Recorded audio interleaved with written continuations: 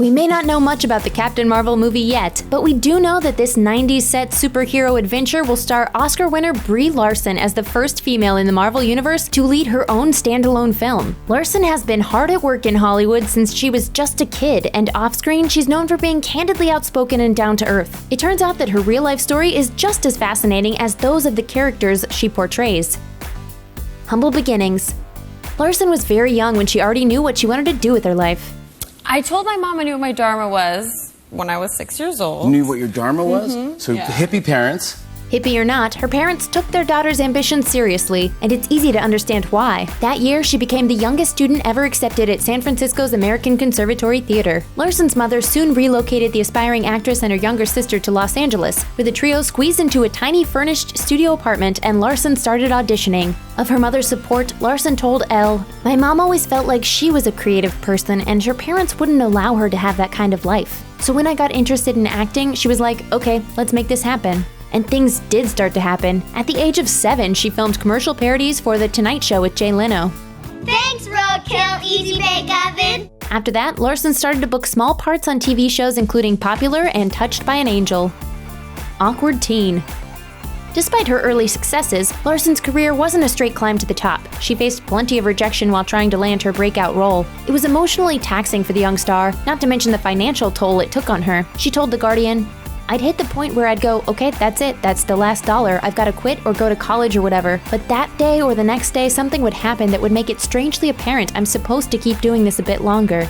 For Larson, the turnaround started when she was cast as Kate on United States of Terra and drew critical praise for her performance as the sardonic teenager. By the time the show was canceled after 3 seasons, Larson's star was on the rise and casting directors had started taking note.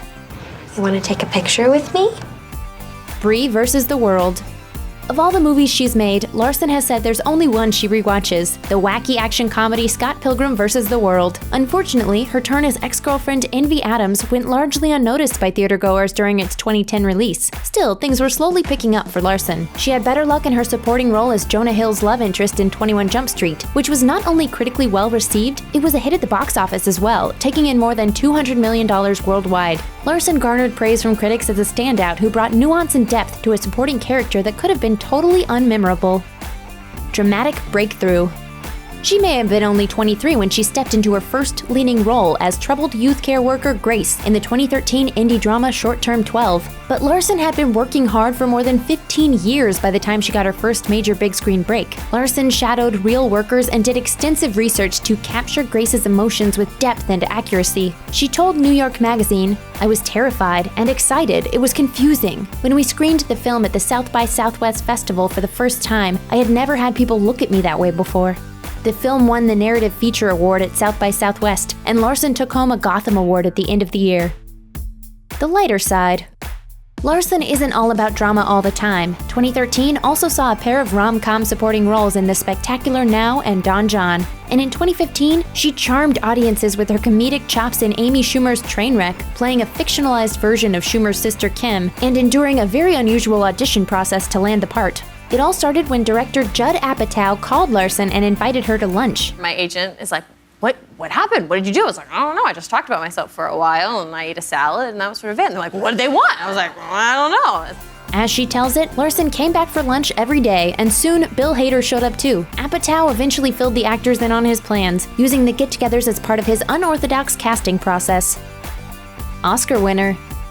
After reading Emma Donohue's book Room in a single day, Larson knew she wanted to play the part of Ma, the kidnapped teen turned long-term captive and mother. After beating out several other actresses for the part, Larson dove into the role with a massive amount of prep work. She avoided the sun to achieve a pallid complexion, packed on 15 pounds of lean muscle, and even stayed home for a month, an experience she admitted was intensely draining both physically and emotionally. Larson's emotionally raw performance in Room was met with near-universal acclaim, and earned her the biggest Hollywood accolade of them all, an Oscar. Raising the stakes. The claustrophobic confines of Room were followed with a complete 180 for Larson when she landed a main role in 2017's Kong Skull Island. Shot in Vietnam and Hawaii, it was full of big everything. Big budget, big A-list co-stars, big special effects, and of course, one very big gorilla. While her first post-Oscar performance wasn't received with the same glowing critical praise as past roles, she was credited with turning the franchise's traditionally fainting female lead into a more modern, empowered counterpart to Tom Hiddleston's Explorer. More importantly, Kong Skull Island proved Larson had the star power to carry a popcorn flick. It was her most successful box office outing to date, taking in $566 million worldwide. Meet Captain Marvel. At Comic-Con 2016, the cast of the Marvel Universe assembled on stage for a family photo, and then came a special announcement. Brie Larson was introduced as Captain Marvel, a role everyone at Marvel takes seriously. You're going to get the most powerful superhero that we've ever introduced, with, I think, one of the most unique and inspiring origin stories. That's an awful lot of responsibility for one movie, but Larson seems eager to step up to the challenge. She told reporters, "I'm really proud of what it is that we're making. I think all the hype and anticipation will be worth it. Looks like a perfect fit."